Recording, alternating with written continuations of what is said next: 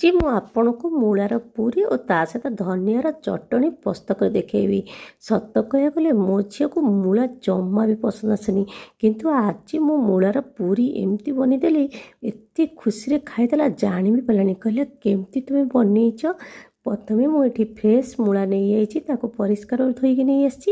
ଏବେ ଯେଉଁ ତା ମୂଳାର ଉପର ସ୍କିନ୍ ଥାଏ ତାକୁ ଭଲ ଭାବରେ ଏମିତି ଚାଞ୍ଚି ନେବେ, ତାକୁ କ'ଣ କରିବେ କୋରି ନେବେ। ଏମିତି ଆମେ ସବୁ ମୂଳାକୁ ଏଠି କୋରି ନେବା। ଦେଖନ୍ତୁ କେତେ ସୁନ୍ଦର ଭାବରେ ଏଠି କୋରି ହେଇଛି। ତାପରେ କ'ଣ କରିବେ, ତାକୁ ଭଲ ଭାବରେ ହାତରେ ଚିପୁଡ଼ି ଦେବେ, ଯେଉଁ ମୂଳରେ ଏକ୍ସଟ୍ରା ପାଣି ଥାଏ ବାହାରିଯିବ। ତାକୁ ଗୋଟେ ଗିନାରେ ସାଇଡ଼୍କି ରଖିନେବେ। ଏବେ ମୁଁ 2 କପ୍ ଅଟା ନେଇଯାଇଛି, ସେଥିରେ କ'ଣ ସ୍ୱାଦ ଅନୁସାରେ ଲୁଣକୁ ଦେଇଦେଇଛି, କଳା ଜିରା, ଜୁଆଣି, ଚିଲି ଫ୍ଲେକ୍ସ। ଆପଣଙ୍କ ପାଖରେ ଯଦି ଚିଲି ଫ୍ଲେକ୍ସ ନଥିବ ଅଦା ଆଉ କଞ୍ଚା ଲଙ୍କାକୁ ଛେଚିକି ମସ୍ତ ଦିଅନ୍ତୁ। ତାପରେ ଏଠି ମୂଳାକୁ ଦେଇଦେବେ। ଆଉ ଯେତେବେଳେ କ'ଣ କରିବେ, ଭଲ ଭାବରେ ଚକଡ଼ିବେ, ଜମା ବି ଟୋଟାଲି ଏଥିରେ ପାଣି ଦେବେନି। ଯଦି ଆବଶ୍ୟକ ପଡ଼େ ତାପରେ ମୂଳାର ପାଣି ଯେଉଁ ରଖିଥିବେ ସେଇ ପାଣିକୁ ଦେଇ ବେଲିବେ, ଯାହାଫଳରେ ପୁରୀର ଫ୍ଲେଭରଟା ବହୁତ ବଢ଼ିଆ ଆସିବ। ଏବେ 10 ମିନିଟ୍ ପାଇଁ ରେଷ୍ଟ ପାଇଁ ଛାଡ଼ି ନେବା। 10 ମିନିଟ୍ ପରେ ଦେଖନ୍ତୁ ମୁଁ ତାପରେ ଛୋଟ ଛୋଟ ଗୁଳା କରି ନେଇ ଆସିଛି। ଏବେ ଅଟା ଚୁନା ଦେଇ ତାକୁ କ'ଣ କରିବା, ଭଲ ଭାବରେ ଏଠି ବେଲି ନେବା। ଦେଖନ୍ତୁ ନା କେତେ ସୁନ୍ଦର ଭାବରେ ବେଲି ହେଇଯାଉଛି। ଆଉ ଚାରିପଟ ସାଇଡ଼୍ ଗୋଟେ ଆକାରରେ ଏମିତି ବେଲିବେ। ଦେଖନ୍ତୁ କେତେ ବଢ଼ିଆ ଭାବରେ ମୁଁ ଏଠି ବେଲି ନେଇଛି ନା।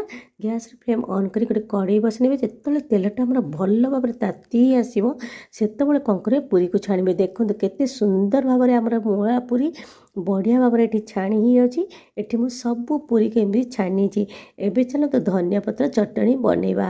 ଆଉ ମୂଳା ପୁରୀ ସହିତ ଧନିଆ ପତ୍ର ଚଟଣି ଖାଇବାକୁ ବହୁତ ହି ଭଲ ଲାଗିଥାଏ। ମୁଁ ଏଠି ଫ୍ରେଶ୍ ଧନିଆ ନେଇଛି। ଧନିଆକୁ ଧୋଇ ସାରିଲା ପରେ ପତ୍ରକୁ ଜିରା, ଅଦା ଆଉ କଞ୍ଚା ଲଙ୍କାକୁ ମସ୍ତ ଦେବେ। ମୁଁ ଏଠି ଭୁଲି ଯାଇଥିଲି, ସେଥିରେ ତେନ୍ତୁଳି ଦେଇଛି, ସ୍ୱାଦ ଅନୁସାରେ ଦେଖି ଲୁଣ ଦେଇଛି, ଆଉ ଚିନି ନିଶ୍ଚୟ ଦେବେ, ଯାହାଫଳରେ ବଢ଼ିଆ ଲାଗିବ ଆମର ଧନିଆ ପତ୍ର ଚଟଣିଟା। ଏଠି ଦେଖନ୍ତୁ ମୁଁ ଧନିଆ ପତ୍ର ଚଟଣିକୁ ପେଷ୍ଟ କରି ନେଇ ଆସିଛି। ଆଉ ପୁରା ପାଣିଆ ହେଇନି ନା ବି ଧନିଆ ପତ୍ରଟା ମୋଟା ହେଇଛି। ଆପଣ ଥରେ এই ରେସିପିକୁ ନିଶ୍ଚୟ ଥରେ ଘରେ ଟ୍ରାଏ କରନ୍ତୁ ନା। ତା ସହିତ ବନେଇ ଦେଇଥିଲି ବିନା ପିଆଜ ରସୁଣ ଆଳୁଦମ୍। ଏଠି ମୋର ପୁରା ରେସିପିଟା ବିନା ପିଆଜ ବନା ହେଇଛି। ଆପଣ ଏହାକୁ ଓଷା ପତ୍ର ମଧ୍ୟ ଖାଇପାରିବେ। ଯଦି ଆଜିର ରେସିପି ଆପଣଙ୍କୁ ଭଲ ଲାଗିଥାଏ ପ୍ଲିଜ୍ ମୋ ଭିଡ଼ିଓକୁ ଲାଇକ୍ କରନ୍ତୁ, ସେୟାର କରନ୍ତୁ ଓ ଚ୍ୟାନେଲ୍ ଯଦି ନୂଆ ଅଛନ୍ତି ସବସ୍କ୍ରାଇବ୍ କରିନିଅନ୍ତୁ। ଆଉ ରେସିପିକୁ ନିଶ୍ଚୟ ଥରେ ଘରେ ଟ୍ରାଏ କରନ୍ତୁ।